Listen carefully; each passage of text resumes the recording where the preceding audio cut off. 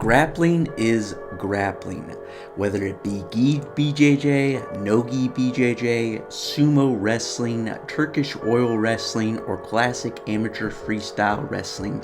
Grappling is grappling.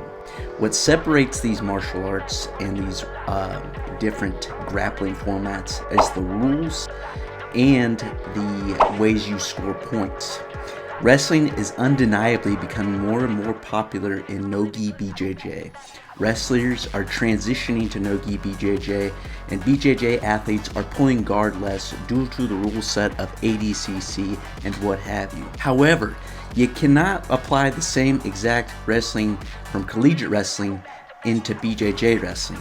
There are many techniques that can cross over, but some techniques will lead you to getting mauled on the mats, okay? Let's start with an obvious difference. Shoes versus no shoes, alright?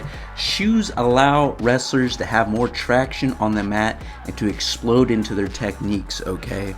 It allows them to drive off the soft surface of the mat, gives them a little bit extra grip to find balance and what have you.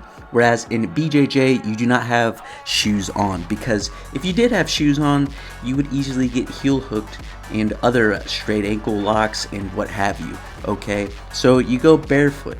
And also, you don't have as much traction to explode into your techniques, into your shots, your takedowns. So therefore, things are just a little bit slower in BJJ. In addition, without shoes and as much traction, foot sweeps are much more common in BJJ, alright? They are a new craze, and I feel like I see people trying to just calf kick legs to sweep the legs out from under people, which is not a bad idea, because if you're sweaty, there's less friction in order to stay on your feet on the mat, okay? In addition, shoes provide more friction when finishing shots, and more specifically, the single leg takedown, okay? Danaher refers to the knot at the end of the rope. The shoe creates a literal knot at the end of the rope, okay? And when you're trying to wizard kick or try to get the opponent down your leg, it is much easier to kick out of single legs when there's no shoes on versus when you do have shoes on. Therefore, some finishes that rely upon, finishing on the ground, going to the backside single leg finishes, the go behind, does not perform as well in BJJ, because guys can limp leg their out of it very quickly, or bringing the leg up into the armpit in the standing position. Guys can swim their foot out of there pretty easily. And so in BJJ, it is a higher percentage to go to the body lock from the single leg, which is a big no-no in wrestling. Wrestling, it's higher percentage to stay on the leg to finish the shot. This is contradictory in BJJ. However, you see it time and time again, guys going for body locks to therefore put their hooks in and get into a more advantageous grappling situation, such as taking the back. Another difference between the two sports is the level of your stance of which you wrestle, okay? In wrestling, there's a saying from Mr. John Smith: how low can you go, okay? In collegiate wrestling, the lower you are, the better chance you have to get underneath your opponent and get to an attack, okay? Sometimes you see guys dropping down to a knee, then going into their attacks, okay? Because lower is typically better in wrestling, okay? If you got a guy underneath you, it's going to be hard to get your head and hands for defense in the way. However, this is not the case for BJJ, okay? In BJJ, when you're wrestling, if you shoot and get underneath the guy, you have to be precise with your attacks, be picky, because if you take a bad shot and end up underneath a guy in front headlock, you will get attacked with guillotines, anacondas, Peruvian neckties, back attacks, and what have you, okay? There's so much more attacks from the front headlock position in BJJ than wrestling that you do not want to subject yourself to this, okay? Also in wrestling, there's what's called stalemates, which if there's no action or nobody's progressing in a certain position for a certain amount of time, the referee goes stalemate, brings them back up to the neutral position. So if you do take a bad shot, you could potentially just hang out and wait for a stalemate. In BJJ, this is not going to happen, okay? The ref is not going to save you. You're going to have to work through the position, and there's tons of more options for the guy up top to further advance his position. So really, you want to have a kind of a medium height stance, not too high to where you can just get blast doubled, but not too low where you can get snapped down into the front headlock. Difference number 3 that I'm going to go over is that head outside leg attacks, such as double legs and high crotches, that are pretty popular in collegiate wrestling, are less relevant in BJJ wrestling. Okay, you do see it sometimes, but it is not as prevalent because, again, there's a much more higher risk to reward ratio when trying to shoot a head outside shot in BJJ, okay? When your head is on the outside, you're more susceptible to counterattacks such as guillotines and kimuras, okay? These are illegal in wrestling, okay? You cannot hit those. But in BJJ, it is very much legal to hit those. And so you should not leave your head out dangling for somebody to snatch your neck up, all right? And if you're a wrestler transitioning into BJJ, then you probably learned that lesson once or twice. Oh, the high crotch is there. Burn. Get guillotined. Then you're like, I'm going to stick to single legs, all right? Another difference is finishing takedowns, okay? In wrestling, you typically want to follow your opponent down to the mat and drive into them so they cannot just immediately stand back up and escape, okay? You did all that work for that takedown. You want to keep the man down and secure your 2 points, okay?